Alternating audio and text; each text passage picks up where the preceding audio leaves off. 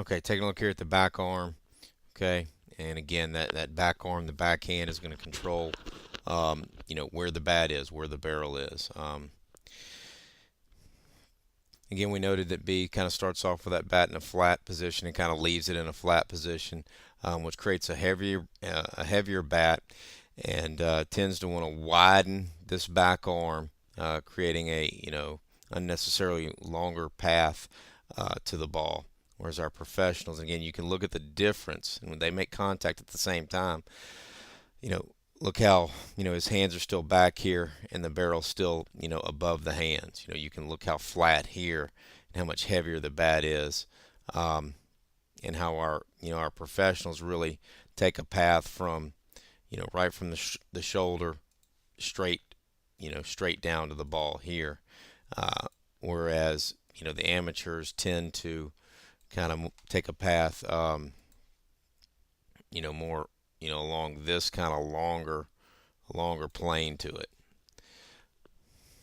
You can see how the hand kind of works down around, and we tend to get a much wider arm there. You can really see it here how wide that back arm is. We really want to stay very bent through the slotting phase and not be that wide. Okay, so when we're looking at the back arm, what we want to see is we want to see the hitter load by lifting and turning in, internally rotating that bone in the upper arm of the back arm, essentially lifting the elbow and then slotting the elbow to the ball.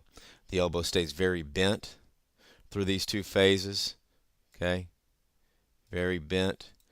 We don't want to see the elbow begin to widen. Okay, like we're getting here. You can see how wide that becomes. Okay, we want it to stay very, very bent through the loading and the slotting phases. The other thing that you notice is that the top hand is still in virtually the same place and position, meaning palm still out towards the pitcher, hand held in a position that keeps the bat above the hands and above the elbow, and the hand hasn't traveled much. It's still in a position just back of the back shoulder. And we look here at B, and you can see in both of them the hands get very low as he lands. And on this one, he really widens out again, and the hand, more palm up at this position. Okay, so what we're looking for, very simply, out of the back arm, we want to have rhythm and fluidity with that back arm. Okay, if you want to think about it with the back elbow, that's fine. The back elbow is going to lift and work to the ball. Hand stays in same place and position. Okay, so essentially, we've got to do less here. We've got to be able to move that elbow, make the shift with the back leg with the hand staying in virtually the same place. So through these two phases, you can see that front side is still square. The hand is still in virtually the same place and position. The only thing that's really changed is the back leg pressing sideways and the elbow loading and slotting. Okay, and again, to finish this action, again, the back arm, 3 phases, 1, 2, and then 3, the finish. That top hand is just going to throw from that nice punching position start that we had. It's going to make a nice throwing action, a sidearm throwing action through the ball as that back arm whips out into extension, making contact, and then that top hand snapping over the top just after contact, giving us good whippy back arm throwing action. You can kind of see B on this one, especially here in the left. We kind of make contact there, and then he just kind of hangs on to the bat. The hands don't finish. They don't snap over there. He kind of hangs onto it, and they finish way over here around the corner. We always want our hands to feel like they finish, right in front of our navel. The one in the upper right, hands act a little bit sooner, but that's still pretty late. We'd like to be, he's a little out front on that ball, but we'd like to be snapping them a little sooner than that.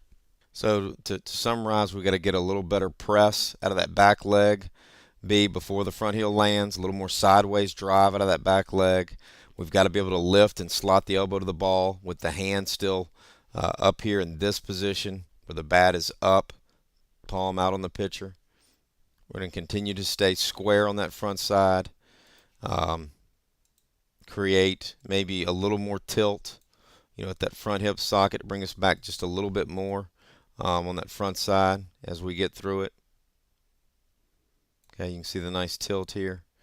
And then from there, we really want to focus on finishing the swing. We're ready to go. We're going to, hit that button with the top hand and make a good, solid sidearm throwing action, contact, and then finish. But we've got to be able to get to this position B, to where we have shifted, slotted. Okay, we've got some tilt on the front side. The top hand is still back in its original position. We want to do all this with timing and rhythm and fluidity. It's not going to feel like we're starting and stopping. We want to roll through it nice and smooth. Okay, but we've got to be able to shift and slot and not kind of fall apart. And your main issue is really how the hands really drop off on you right there.